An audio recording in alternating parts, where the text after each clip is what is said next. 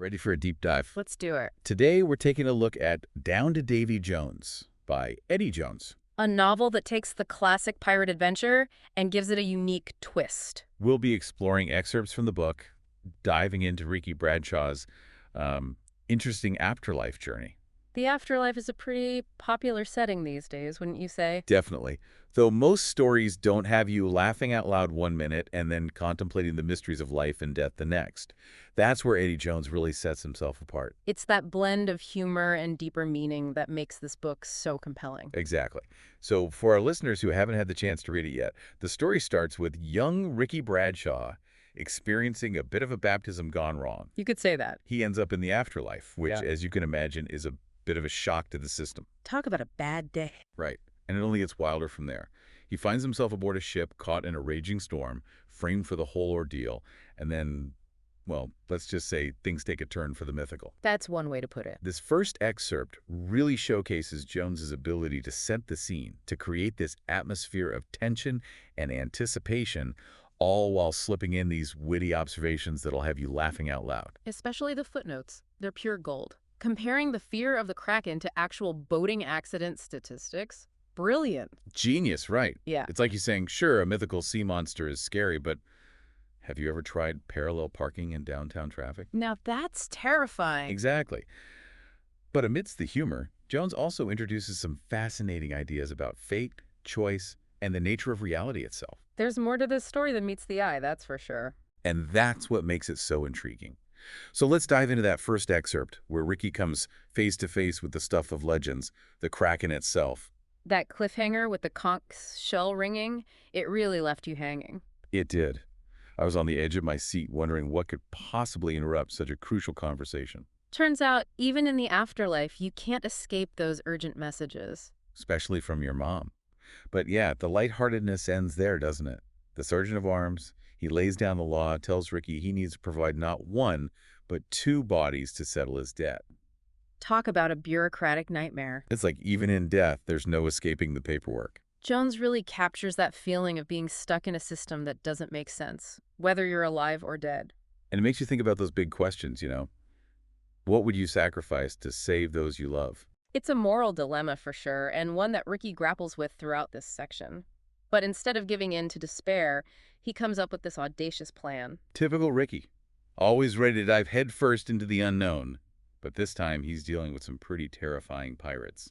And this is where we meet Becky Nance. What a character. Becky. She's a force of nature, completely unfazed by the whole afterlife situation. More concerned with finding her lost makeup than the impending doom they might be facing. Oh, absolutely. But amidst the humor, she brings this incredible resilience to the story. It's a fascinating contrast to Ricky's more, shall we say, high-strung energy. Definitely. Their dynamic really injects some much-needed levity into this whole escape attempt. Speaking of escape, let's talk about the weight room. What a chilling concept. It's Jones at his best, blending those bureaucratic nightmares with medieval torture, complete with horrifying slogans. Sweat your sins away. Pain is gain, even in death. It's enough to make you want to stay alive. And Barking Bart, the warden of this horrifying place, is a true testament to Jones's ability to create truly despicable villains. You almost feel bad for Thomas, too, even though he's already a skeleton. Almost. But it does raise the question, if pain can exist in the afterlife, what does that mean for pleasure? For joy? It's a fascinating thought. But just as Barking Bart is about to unleash his wrath on Ricky, there's this unexpected twist. The Mercy Ship. Talk about a beacon of hope in the darkest of places. It's a stark contrast, seeing the compassion of those aboard the Mercy Ship compared to the cruelty of the Flying Dutchman's crew. It highlights the idea that even in death, there's still a spectrum of good and evil. The pirates attacking the defenseless souls on that ship.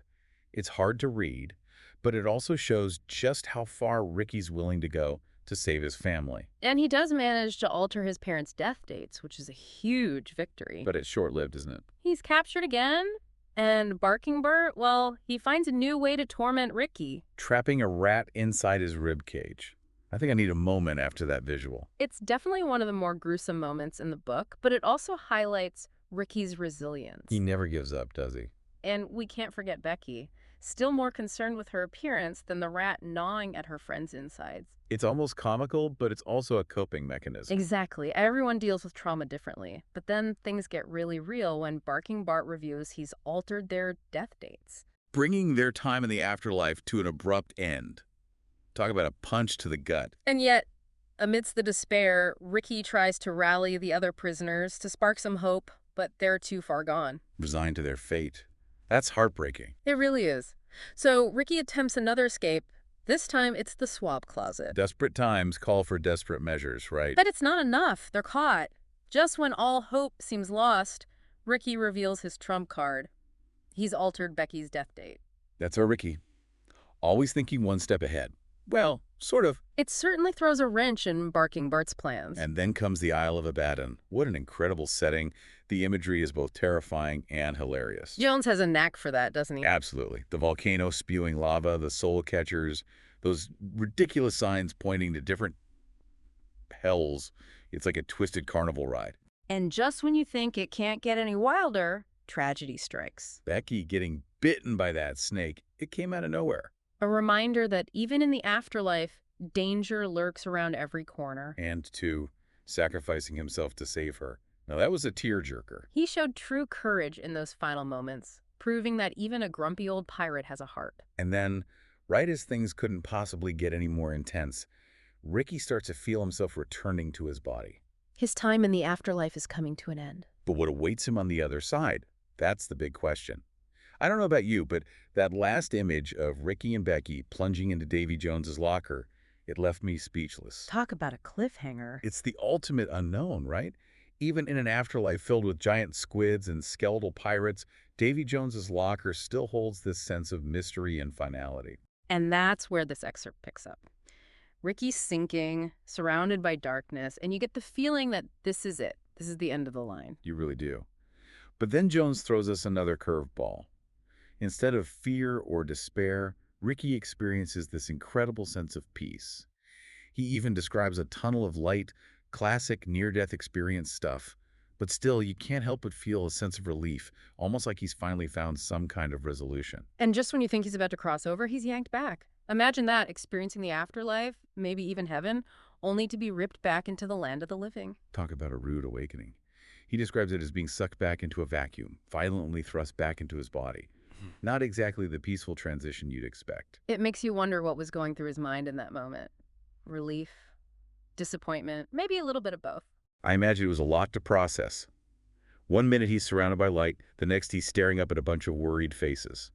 Talk about a reality check. But he's alive, and that's what matters. Right, he survived the afterlife, or at least that version of it. But as we see in this excerpt, he's not the same Ricky who first tumbled into this strange new world. He's seen things, experienced things that most people couldn't even imagine. And it's changed him. Remember how he was initially so focused on getting back, on reversing his death? Now there's this urgency to his actions, a sense of purpose that wasn't there before. He understands that life is precious, that time is a gift, not something to be wasted. And that scene at the hospital, when he's racing against the clock to get his mother the help she needs, it's both heartbreaking and inspiring. He's not just reacting, he's acting, driven by this newfound understanding of life and death. It makes you wonder, did Ricky's actions in the afterlife actually change his mother's fate, or was her recovery just a coincidence? It's a question that Jones leaves open to interpretation, and I think that's what makes this ending so powerful. It's that ambiguity, right? Yeah. Life is full of those what-ifs, those moments where we're left wondering if we made the right choices, if we could have changed the outcome. And sometimes the best we can do is to keep moving forward, to learn from our experiences and embrace the unknown. Which is exactly what Ricky chooses to do. He could have easily been crushed by everything he'd been through, but instead, he uses it as fuel, as motivation to live a life that matters. And that final line, there are treasures out there we can't even imagine, and I plan on finding them. It's a powerful statement, a testament to the resilience of the human spirit. It's a reminder that even after facing our own mortality, after experiencing the unimaginable, there's always hope, always something worth fighting for, something worth believing in. And sometimes those treasures are closer than we think. They might be found in the connections we make, the lessons we learn, or the simple act of appreciating the beauty that surrounds us every day. Beautifully said. And on that note, we'll leave you to ponder those mysteries, to uncover your own hidden treasures. Until next time, keep exploring.